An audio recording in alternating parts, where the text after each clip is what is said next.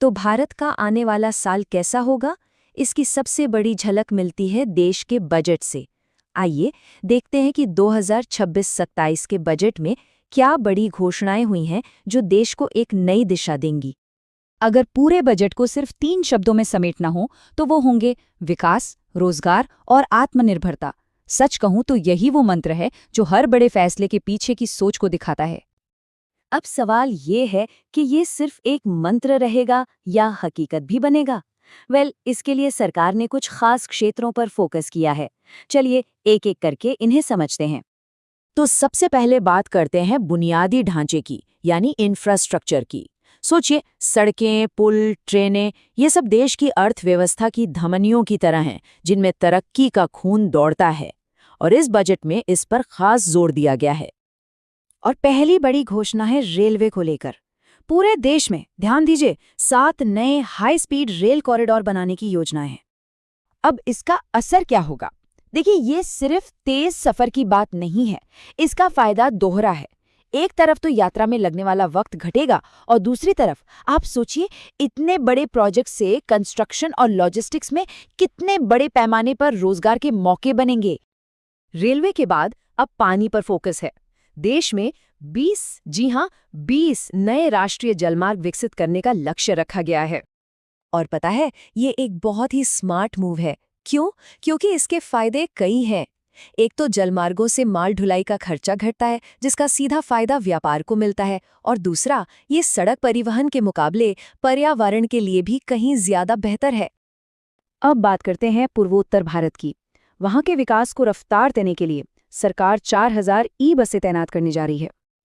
तो ये एक ऐसा कदम है जहां विकास और पर्यावरण दोनों साथ साथ चल रहे हैं। इससे न सिर्फ पूर्वोत्तर के दूर दराज के इलाके आपस में जुड़ेंगे, बल्कि ये एक बहुत बड़ा ग्रीन इनिशिएटिव भी है। मतलब एक तीर से 2 निशाने।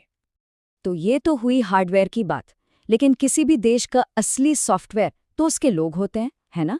इसलिए बजट का दूसरा बड़ा फोकस है जनशक्ति, यानी लोगों में निवेश।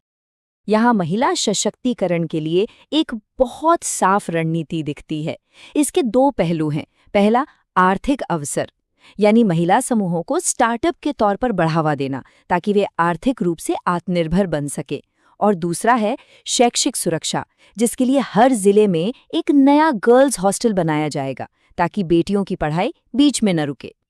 अब शिक्षा और स्किल डेवलपमेंट की बात करें तो यहाँ एक 3 स्टेप वाला प्लान है। स्टेप 1, ग्लोबल लेवल की पढ़ाई के लिए 5 नई यूनिवर्सिटी टाउनशिप। स्टेप 2, हॉस्पिटैलिटी जैसे खास सेक्टर्स के लिए एक नेशनल इंस्टीट्यूट। और स्टेप 3, जमीनी स्तर पर रोजगार बढ़ाने के लिए 10,000 नए टूरिस्ट गाइड्स को ट्रेनिंग देना। हेल्थ सेक्टर में भी एक बहुत दिलचस्प कदम उठाया गया है। 3 नए आयुर्वेदिक एम्स की स्थापना की जा रही है। इसका मकसद है हमारी पारंपरिक भारतीय चिकित्सा को मॉडर्न हेल्थ केयर के साथ जोड़ना।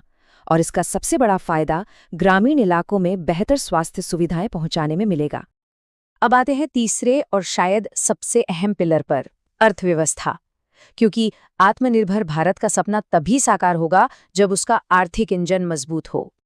और मजबूती देने के लिए इलेक्ट्रॉनिक सेक्टर पर एक बहुत बड़ा दांव खेला गया है।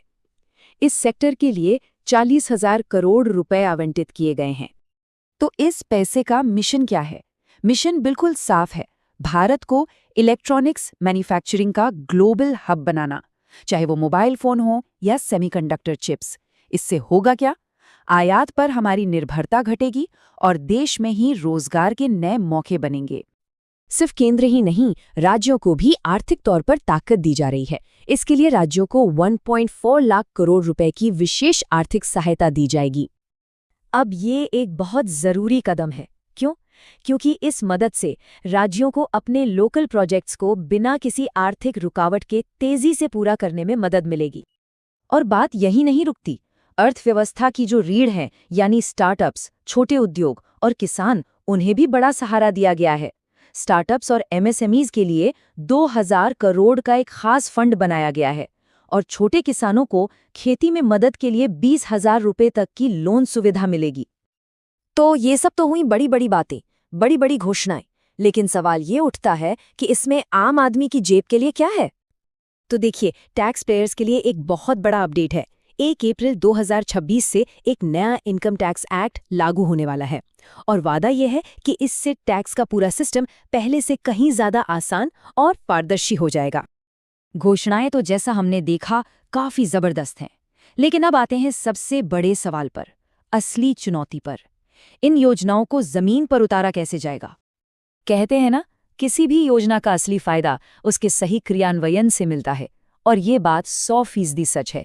कागज पर योजना कितनी भी अच्छी क्यों न हो, उसका असली असर तो इसी बात पर टिका है कि उसे लागू कैसे किया जाता है।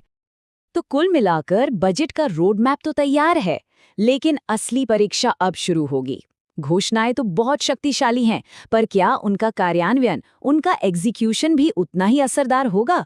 यही वो सवाल है जो आने वाला वक्त तय करेगा, और इसी पर इस बजट की सफलता टिकी है।